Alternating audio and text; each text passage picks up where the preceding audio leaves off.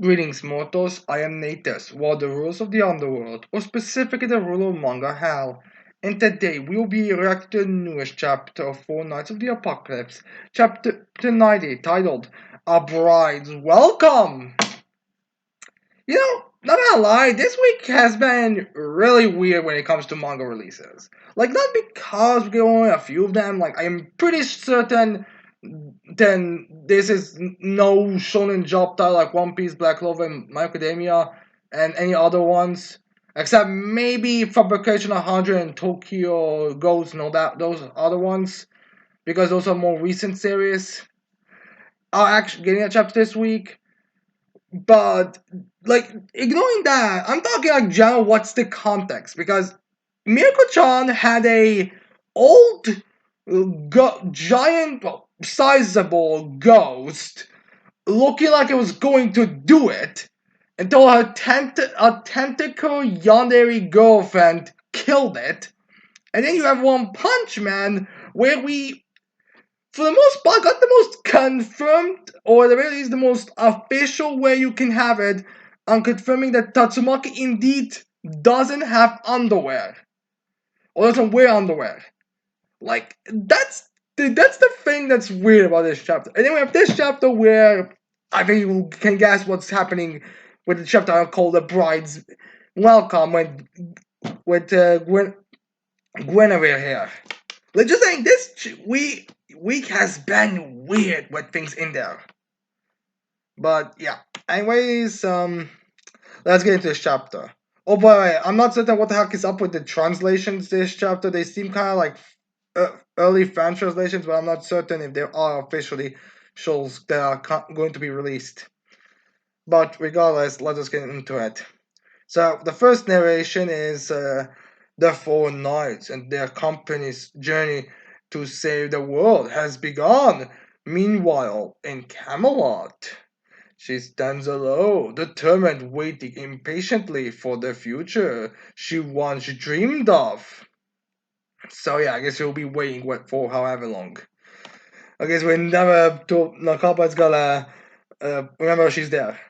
You kind of wonder, will he have her pop out sporadically, whenever there's gonna be a focus on Camelot, or is she just gonna be, forgotten that they invade Camelot or something? I'm not certain. So, anyways, we cut to Leonis as we get Elizabeth and Meliodas staring at wherever they have headed. As we have Meliodas saying, "They're out of the view now. Man, I have thought I would send my own son on such a dangerous journey. I'm totally unfit to be a father." As he jumps down from the balcony, I think that's what that is, a balcony they were staring at. As they have Mary was giving Elizabeth her hand to help her get down. I mean, she could do it herself. It's just it's kind of nicely. It's to be nice, as he says as he says also to her, Trina's hating me more and more, which is kind of like the whole thing where it feels like Meliodas and Tristan hate each other, or at least Tristan hates Meliodas. But as Elizabeth gives him her hand, she tells him, "Haven't you noticed that boy admires you more than anything?" As then she goes down, and then Meliodas kind of turns aside, be like, "Yeah, you're right," but he doesn't want to admit. It's like, never heard that from him. So yeah, he never said anything to me that says he admires me. So yeah, anyways, there Meliodas saying, I think that's supposed to be Elizabeth. I think it's Elizabeth. Elizabeth's just saying, no matter what happens, he'll be fine. Tristan is the son Meliodas of the heroic 7 Saints, isn't he? And the one who protects Leonis is you, Meliodas. So yeah, basically you guys are some of the most OP captives in the story. It's everything's gotta be safe. So yeah. Now there's some thing to be said about characters. How much of the sequel series it is. This is a sequel and there's a 7 series was kind of the original. About if these things are gonna hit as hard or hit differently, or how you're supposed to interpret them from that perspective. And all I'm gonna say is, think of these lines, these statements to be similar to when characters in, let's say, Naruto reference things that happened in the previous Great Ninja Wars. think of it like that. That's I think the way we are supposed to be interpreting these scenes. Like when they say great, all you have to know is that in the previous Holy War 16 years ago, the Saracens were awesome. That's how you're supposed to interpret them. So that's my interpretation here on how we are supposed to be, and that's also supposed to be intrigue on these characters. Although I am curious on how we're gonna be handling like full flashbacks, since again, like we know all of these stuff. Like if you wanna be absolutely lazy, all Nakao would really have to do is go into his old work, go find whatever volume he needs for the scene to work, pick and copy and paste it, and he gets what he wants. But we'll see if that's gonna happen or that just needs to be worrying. But regardless. So, anyways, they were Melio saying to Elizabeth, "I hope so." As has his back turned to her, as then Elizabeth's kind of like still smile, but it's like, did something happen? Because this kind of gives the feel like something bad happened. As they were explaining to her, it's intel I got from Lancelot. The Princess of Cameliard, who came to this country the day before yesterday, has gone missing. Apparently, that princess has the magical power to predict that surpasses even Botros. So, that's how you feel about Botros and Guinevere as the future sites. It seems the in story it is supposed to be superior to Botros. As there we have her, as if being shocked. Not sure if she's shocked about the fact that she was kidnapped, or if she's shocked by the fact that there's someone who can surpass her father. But regardless, she is shocked as Meliodas tells her in a serious face, uh, if that power is real, and if she was kidnapped by Camelot, a huge storm is coming. As then we see a shot of the clouds and everything, which does make me think that 4 nights of the Knights of Chaos are gonna get a bit more intense now. They're not just gonna be sending like one dingus with a magic staff and a group of dinguses with magic staffs to go cause some little trouble. No, they're going to go and start causing horrible shit to happen. At least that's my interpretation. We'll see if that's true or not. But yeah, anyways, then we got panels where it's kind of like the transitional panels for the portal secrets for the portals.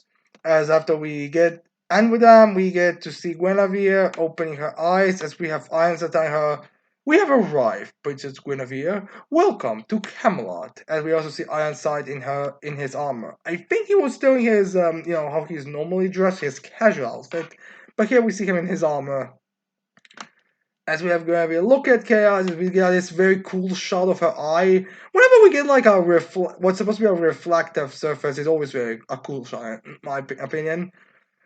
Of Camelot, as we see what Camelot looks like, and it's I mean, yeah, it's chaos. It's pretty clear. Like we see some weird kind of something that looks like ruins of a what seems like in inside of a bridge or something like that. You know, those like dome bridges or something. On those that seem to be flying apart, we see some buildings flying all over the area. Some up there, some down. Like it's chaotic, and for some fucking reason, there's also this weird kind of what looks like an a ball just with a bunch of hands and feet just kind of put together. I don't even know what the hell that is supposed to be. Also, in case you're wondering, there's an explanation on the transport how people are going there since some of the buildings are literally upside down. But it's kind of a weird thing with that weird like flash thing. Like I mean, I kind of get it why chaos beings would have a weird flash thing, but why would the land have something weird like that? Is that ball supposed to be like a hint to some kind of security system that we so far don't know? Again, I'm kind of confused on exactly the number of knights or how big the Knights of Chaos military is, since they're supposed to be in a war, but by looks of things, it seems to just be a bunch of like 50 or 100 at best knights serving. But yeah, we will see what exactly is happening right now. Anyways, there we see Ironside telling Guinevere, you can't help but feel amazed by this view, can you? Don't worry, sooner or later you'll get used to as he's caught up because he sees Guinevere already going away. Although I don't know if it's amazed at the view or just like, what the hell is this? It's again like there's literally a ball of hands and feet in the air. Like, I mean, I get that chaos, but still, like, what the kind of a rhyme or reason is it? Like, even chaos rhyme or reasons, why would you have your kingdom being built this way? Anyways, then we have Guinevere walking away, and she's like, "I'll go alone from here." Because again, I guess she's already accepted everything, so I'm assuming that she's just kind of like she just doesn't want to waste time on needlessly pointless stuff. So I guess she just kind of wants to speed through it, because she already knows everything. And that point, and when you know everything, you don't kind of want to deal with stuff. It's kind of like when you already play a game and you already know how everything's going, but then you play the game again because you didn't delete it, you start a new one, but you don't want to like go through the older boring stuff. And that's kind of like the situation going on here. So yeah, I guess that's what Guinevere is doing. As then we see Guinevere pointing to I guess a bunch of put together towers. And she's like, "It's over there, right? King Arthur's castle." Is that's apparently where Arthur's castle is.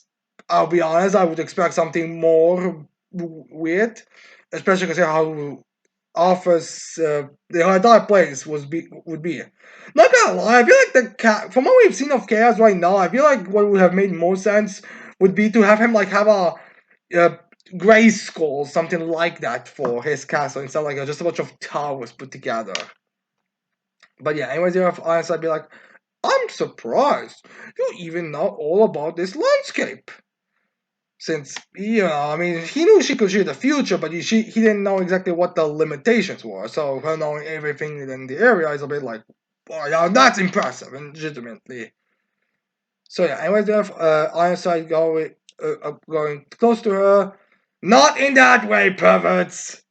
Which is ironic, but it's not that way, as he just tells her, "However, I will accompany you. If something were to happen to you, I would face the king's."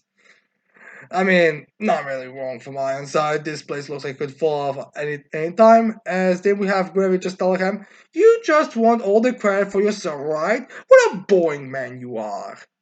I mean, he did bring you here. He did kind of do everything. I mean, maybe there were some other knights that were also on the journey, since Arthur did tell Palgard, "Go look for my bride." So I'm assuming he probably said other knights, but from the looks of it, it seems like Ironside did everything. So I'm not exactly sure why anyone else would get credit. I guess she's referring to him. "Oh, do you also want to carry me to him?" Since again, she kind of knows everything, so she's not really gonna be surprised. But still, it's kind of a weird thing. So yeah. Anyways, then we have Ironside just telling her, "I don't care what you say to me. I will accompany you." So he's trying to get a bit more serious. And then where we just be like, "I see. Well then, I shall teach you something good, you dot duty bound guard dog." So I guess protecting Arthur is kind of more. It seems to be a thing that Ironside does, since she seems to have that seems to have been kind of a she referred to him as guard dog. So yeah, makes you kind of again wonder what exactly is Ironside's. You make that's again make you kind of wonder if the third person like Iron offers a lead kind of protectors. Nothing about also explain why Mortek of all people was next to Arthur when you were first watching the Commandments rampaging. So anyways, they have Grace telling our side, "In your final moments, you'll be in your dearest son's arms, weeping and frothing blood." As we see Arthur just stopping when he hears that, I think when he's like, "Oh my, so you'll let me go alone? Thank you. Well then, farewell, Lord Ironside." And he just waves away to him. So yeah, this stops Ironside his tracks. I guess this means that we now know how Ironside is going to die, flipping and flopping at his blood at his son. Makes you wonder. We'll get back to it later, but let's just say that seems to be what's happening right now. So yeah, anyways, then we see a panel, a weird panel. Not sure if this is where it is, or it's just a weird panel where everyone is. As then we see just walking past those statues. We also see some giant mushrooms. As Guinevere is thinking to herself, so this is Camelot. It's just as I saw with my kaleidoscope. There's no sense of reality. True. As we see Guinevere looking at something, as then she sees like a weird kind of like a tree that's kind of seems like it's kind of like banged and twisted together with a honestly what looks like the Olympian well plate and flame on it. Kind of reminds me of Olympian, but a bit different. And then Guinevere is like, it's here. I'm sure the key to our chance meeting. So I guess this explains to us how they were traveling. That's the fact that it seems to be like I guess every single piece of land has this like weird tree that allows them to teleport there. As you see Guinevere going in there, her staying in the middle of it kind of makes me think remind me of sci-fi when you have portals and that stuff. And then Guinevere says, Ovo, Sulfur, Zeluest, Bergilsul, Phoenix, Dugonius. So yeah, I guess another advantage to when they're gonna invade, or one thing we have to consider when they're gonna be invading, is the fact that they have to travel, and those words are not exactly the most likely things to get. Or to be fair, with Lancelot, you would probably be able to get information very quickly. Although again, and this obviously points to what the Arthur is not going to have to do, which is making sure that no one's going to be able to be interrogated on how to travel. But regardless, she's currently saying it, and then she's like, did I say that right? And she also gets teleported away. So yeah, not only was wondering why I guess she's surprised here, but the way I interpreted it, she can like change small things, like small things can be changed, but that's only like things that will still lead to the same outcome. It's like, does it really matter if it's Ironside or her that says something and gets teleported there? I mean, of course, there's the whole uh, butterfly effect that you could deal with, but the physical thing is like small things that are not going to like be changing anything massively are not really that massive of a deal. So I guess that's why she's one if she said correctly because like okay, would her need to say it again and better and more accurately really change anything? And that's why I think she's one if she said correctly. I always did see Guinevere there with Arthur and Merlin, and she's like, "Oh my!" As we see Merlin and Arthur as they are, turned to one side, look at the landscape, and they are, I don't know. We also get a bit of again the landscape of the chaos place where we see like the weird like kind of reminds me of Mario honestly kind of landscape now, and we also see like a bit of like a chunk of a mountain that had houses on kind of flowing in the air. Then we see like a statue of some guy with a sword. And there's some people saying that they might be the one of the first people who wielded Excalibur, but it's like weird. As in we have Guinevere just kind of putting her hands on her hips, and she says, "I'm sorry, am I interrupting something?" So yeah, I am kind of wondering what is this supposed to be implying in the future, because the fact she could probably see it. As then we see Arthur turn aside, and he's almost like, "Huh? Well, no one was supposed to come here." As we see him also holding Merlin's hand, which kind of looks like he was kissing her hand. Not sure if this is supposed to be that or if it's something else. It could just maybe this is supposed to calm him or his chaos him or and not his chaos side. I don't know. She just kind of just shakes her hand, just kind of throws the hand away from Merlin's hand. Again, I'm not certain exactly what the hell's going on. As they have often be like, oh, aren't you? As Gravy's like, kind of smart. And then Alpha kind of calms himself. He's like, could you be? As then we have Gravy like doing thumbs down. She tells him, surprise! It serves you right for looking for a wife that's underage. I don't really know. I mean, honestly, I feel like you could probably find a better woman. Although while we're on the subject, there's a lot of people also saying that bride may just be a title, not exactly like a specific bride. But I'm not certain that's perspective. But anyways, there we go. Arthur going to his chaos science. He's like, "Hey there, so you're my bride," as he has his chaos eyes.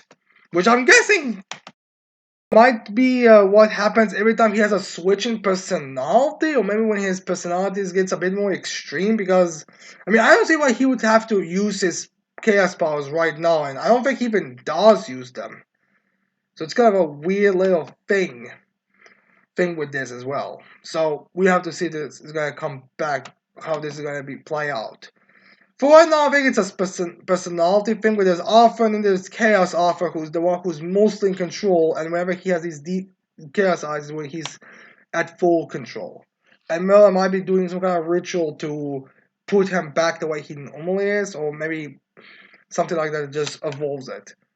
Or maybe that's like what she need, or maybe Merlin has a thing where whenever she's around Arthur, he's gonna have a strongest chance of being able to be himself. I don't really know. All I know is that Merlin is now looking down away from him. But yeah. Again, basically, when was she doing the whole Leonis invasion? I mean, granted, she would probably be too OP. Her and Arthur would probably be too OP, and showing lads being beaten to the bloody pool would probably be too much for Nakaba to control. But regardless, anyway, then we see cut back to Ironside as he's walking in the what I'm going to assume is on some grass. Although again with Cass, I'm not certain. As he just also just says to himself, "Such an irritating girl. She has no discipline at all." Yeah, that's why you're a bit pissed off. Then we have him going to like what looks like a ruined building, or maybe that's just where the building is placed randomly. As he then goes downstairs, as he then goes into what I'm going to assume is his house. You'll think it would be more of a mansion, but to be fair, Chaos is Chaos, so Chaos probably would have more of a chaotic thing. Or maybe the entire family just may not have that big of a specialties and decor. Like they may be strong, may be recognized, but they don't like want anything extreme. But anyways, there we have inside as he starts to speak. Wretched knights of prophecy, for who bring calamity, should the bell ever toll, for when you stalk the kingdom of phantasms and secrets, bearing your wicked fangs and swords, with swords and shields of justice in hand, we face you upon this land, the knights of chaos who serve King Arthur. As he removes his cloak, since apparently his cloak has the similar gimmick as Balgots has, and his armor also gets removed as he's now just in his casual clothing. And not gonna lie, Ironside's clothing, whatever he does, has like a weird thing where it seems like he has like a big back or something, or like it's a bit oversized, so he has to fill it up. I don't know, there's something weird about it. As he thinks about his little, I guess, little speech that he made.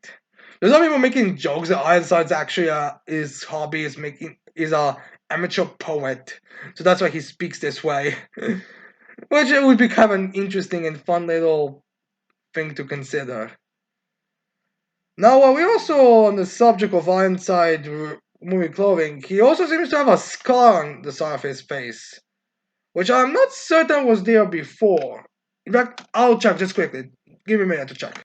So, I checked to see about the scar, and okay, the scar itself is actually kind of weird because there are panels where there is a scar on Ironside's face, but there are also other panels, and most of the panels when we get to saw Ironside's face for the first time where he didn't have it. So I'm not sure if it's like just Nakaba forgetting that Ironside has a scar a bit more frequently than he should have, or if it's just maybe it's supposed to be like a hint to Ironside into a hint to something else. Like maybe Ironside has a healing spell that keeps that scar here that's like disappearing and reappearing, which would be very weird. But it's I don't know, it's kind of weird because again, there are panels with the scar, but there also are panels without the scar. So I'm not sure if that's just Nakaba forgetting the scar. But regardless, if that's gonna have more significance later on, we have to wait and see, not just being a cool scar for the sake of being a cool scar. It's kind of similar to how like Yamamoto from Bleach has like a bunch of scars over his face, over his well, no, actually, his face I think does have confirmed scars. It's more the rest of his body where it just kind of randomly scarred just for the sake of sorry how fucking old he is and how many fucking belts he had. And then we see an extremely happy expression from Ironside. It's like, "I'm home. Have you been well?" And then we see uh, I'm going to say a boy for now running as he's like, "Father, welcome back." And then this boy, I guess, a bit coughing, as Arya tells him, "Easy now. You know running hurts your body." As this person says, this boy says, "I'm fine like this. As long as I'm in this country, I'll be fine." So yeah, as then we have Arya tell him, well, this boy's telling Arya side, "Father, did you beat them?" As Arya, as he's like, kind of giving him a head pat or kind of rubbing his head. He's like, "Hmm." And then this boy's like, "The four knights of the apocalypse. They're trying to destroy Camelot, aren't they?" And then we have Ironside grabbing the boy by his shoulders. He's like, "Don't worry, your father will never allow such a thing. I swear, for your mother's sake, that I will protect you, Deodra, my beloved son." So yeah, then we see Deodra and Uh, there isn't. He kind of looks older than Percival, but it's difficult to say. And he has like this really weird kind of. I kind of want to say this is supposed to be like very star cut in the eyes, and yeah, very long hair. So yeah, now there's the thing. Dioja was actually a cap that was hinted ago a while back. In fact, when we first saw Ironside's face, that's how far that and we met Anne because Ironside said, "I would like you to meet my son," and Dioja is the son he was referring to, and I do believe it's stated in the law that Percival did have a brother, so it makes sense. Although Dioja in the law, I think was supposed to be a girl, not a boy, but we don't know. So yeah. Now there's all theories about what the Oja is. Is he actually Ironside's son? Is he some kind of illusion created by chaos since he can't leave? Or is it just illness? Is it supposed to be like an opposite thing where Percival is really strong, really fast, really like top tier, while the Oja is like really weak and frail? Although this could also be like another one of those things where they're twins, it's just that Percival got all the stamina, all the strength, all that, well, Diojo was left with basically nothing. I got like Percival himself is like a really weird character with what exactly he is. So having a brother is even weirder. Especially since again we don't really know. We don't know mother, so I'm guessing this means at least if it was some kind of other species, Iron Siles doesn't have an issue with her as much as the others, but again, in what species is she? Because Percival has so many weird abilities, there's nothing that could be pinpointed to. So yeah, it's a bit of a question exactly what exactly Deodra is. And also, it doesn't have this fact. This translation have Deodra is actually making me think the next chapter is going to be revealed what Deodra actually is, some kind of other creature or something, but we don't really know. Anyways, end of chapter narration. We have Guinevere was brought to the King Arthur's to be King Arthur's bride. A mysterious boy also appears, and the story takes a big leap forward. Makes me wonder what chapters 100 is gonna be since we're only 10 chapters away from it. But yeah. Anyways, the next chapter will be called Confrontation. So I kind of get the feeling like the next chapter is gonna be a bit more of a joke chapter. Just saying, I feel like we could have like a little joke between Percival and Gawain arguing all the time, and maybe someone calling out Gawain. Like after that, I could see Anne calling Gawain out a bit due to the fact that again, like Gawain literally, even to us the readers and to the main cast, Gawain has very little information, so I could see something like that happening here. In my opinion, would kind of make that's what I'm getting the vibes from the next chapter. Or it could just be we'll continue focusing on the Holy Knight or the Chaos Knights. And we have some of the other Chaos Knights kind of having a confrontation since, Palgad's actions when he went to Lyones to get Percival and the fact how he refuses to kill Percival is that he wants to train him. Iron's, I would definitely call him out on this, and also kind of knowing that, just kind of letting it go. Like, there are ways you could handle this. And I feel like it would probably help the story because one of the things in the story I always say is like how little we actually get with the villain. So I feel like it would be a great moment to call it out, especially if we are supposed to be getting more big tier villains now, or at least more powerful Knights of Chaos. I think it would really be nice to actually get more chapters with them, showing what they are capable of, getting their personalities. Unlike the other, not like the other Chaos that we've seen so far, who've kind of like they've been introduced the same at the same time when they were supposed to be the enemy and beaten. Like Talsker revealed himself just so Percival could beat him. Ardbeg was a bit before he revealed himself to be a Knight of Chaos, but still was just there to be beaten. Like the only anecdote talismans had a similar thing where they were kind of introduced just to be beaten. While Mortlake, Ironside, and Battle are kind of like the only ones exceptions in Jericho as well. So I'm kind of like do kind of want to see if that's how this is gonna play out. But regardless, this chapter was just a weird chapter. It's supposed to be a build-up chapter for the future parts of the story, a bit to show us how Camelot's operating right now, and that's really it. I mean, not bad, but nothing special in that respect. So yeah. Anyways, I hope you like my reaction. I hope you leave your thoughts on this chapter in the comments below. Don't forget to leave a like, subscribe to this channel for more videos in the future. And with that said, I cannot wait to see all of you mortals next time. Goodbye.